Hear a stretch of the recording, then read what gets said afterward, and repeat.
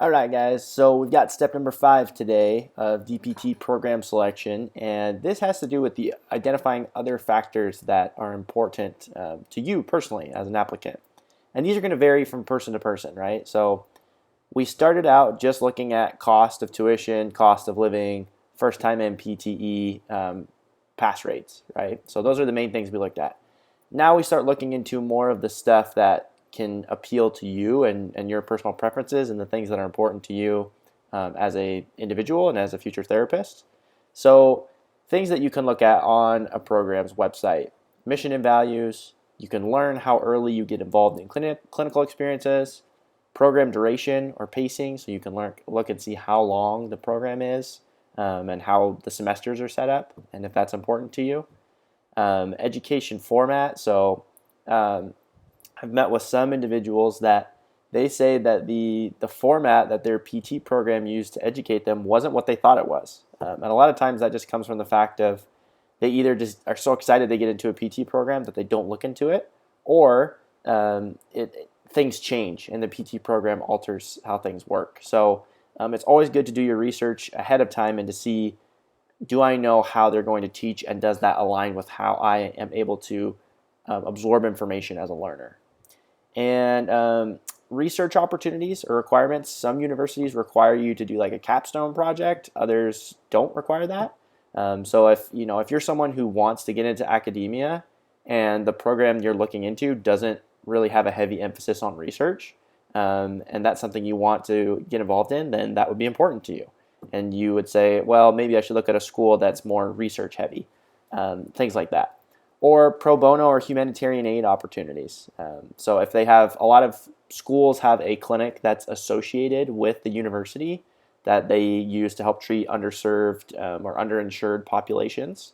And it's run by the university, so you'll have a licensed therapist that will oversee it, but a lot of it will be run by the students who are yet to be licensed. And that doesn't mean they're doing anything crazy, but it gives you an opportunity to get some clinical skills for a population that needs help but doesn't have access to it, and that gives you a lot of hands-on experience early. So that's a great opportunity as well.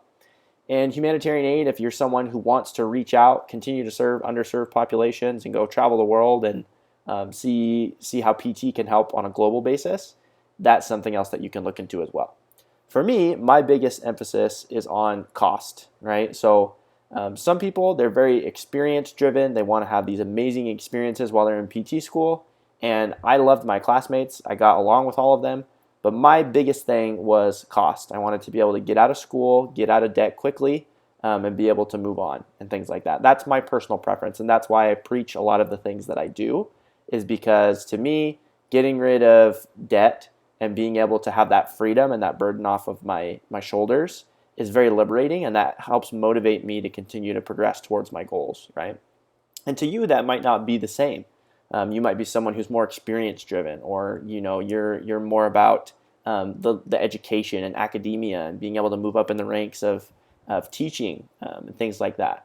It really just depends on what you're looking for, and you have to dig in and do your own personal research, because as much as I wish I could tell you I know everything that you want, you're the only person who knows that. And there's no way that I can create a video for every single person to help them identify these are the things that you want to look at, okay?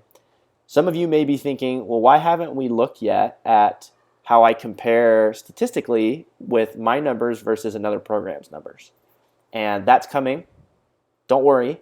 But I like to go through this vetting process first, because my preference is I want the fit to be with the student and the program first, and then we see if the student fits with the program, if that makes sense. So there's two sides of that coin. If it's a program that's going to work well for you, then absolutely we want to research that and look into it more. But if it's not going to be, why even bother comparing your numbers statistically? And this is something that you can start doing immediately. And if you know you want to go into PT school, you should start doing these steps so you can have a long, thorough process and identify programs that you would be interested in looking into.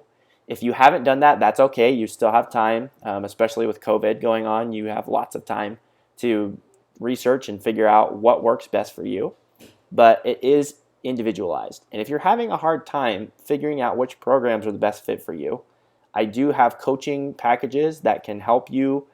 We can sit down and we can talk to each other and we can help identify these are some things that that you're really interested in that we need to look into more with the DPT programs that you want to apply to, and see if that's a good fit for you. So that's the focus of step number 5 is now we start looking at, do you really fit well with this program besides just cost and first time pass rate?